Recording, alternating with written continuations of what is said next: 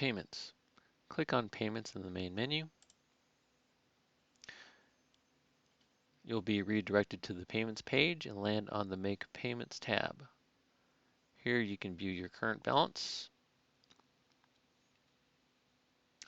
And if you want to make a payment, we can add a debit card here, or you can click on Use Other Form of Payment. Let's click on Use Other Form of Payment. You'll be directed to the Payment Accounts tab. Here you'll have three options. You can add a bank account, a credit card, or a debit card. Let's add a bank account for demonstration purposes. Click on Add Bank Account, and we'll add our bank account information. Once we have added our bank account information, we can click on the Save button. After we have saved our information, our bank account will show up in the Bank Accounts grid. Here we can either edit or delete the information. Let's make a payment. Click on Make Payments. Now we'll click on the Pay Now button. Here, under Payment Details, we can see that we are going to make a one-time payment. Let's select a payment account. We'll select that bank account we just entered. We can view the payment amount and the total amount. Let's click on Next.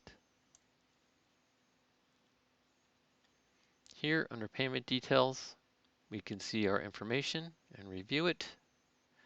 Next, we need to check on the box that says I have read and accept the terms and agreements. Next, we can go back to Payment Details, or we can click on Submit Payment. Once I click on the Submit Payment button, we will be effectively making that payment. Once I click on it, I'll get a confirmation email and land on a confirmation page with a reference number that we can use to refer to this transaction in the future. That does it for one-time payments. Let's go ahead and set up an auto payment. Click on AutoPay Setup.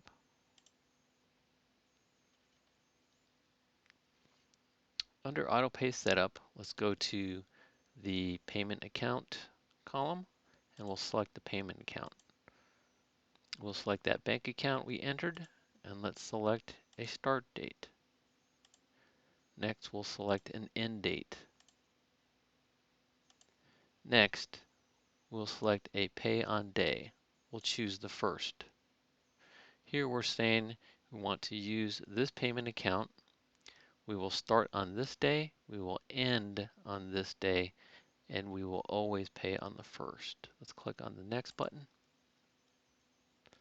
Here, we're verifying this information that we have set up under AutoPay Setup. We're going to make our first payment on this date. We're using this payment account. We are starting on this start date. We're going to end on this date, and we will always pay on the first. Next, we need to check on the box that says I have read and accept the terms and conditions to move forward, and we can either cancel or click on Set Up AutoPay in RentCafe. Once I click on that, I'll get a confirmation email, and I'll land on a confirmation page that verifies, yes, I want to set this up in RentCafe. That's it for AutoPay Setup. Let's look at recent activity. We'll go to recent activity. And this is your basic grid that shows you the recent activity on this particular account. These are your transactions. You can see the date, payments and charges, and your balance. You can select how many records to view on this page, or you can search for a particular transaction. Well, that's it for payments in RentCafe. Thank you and have a good day.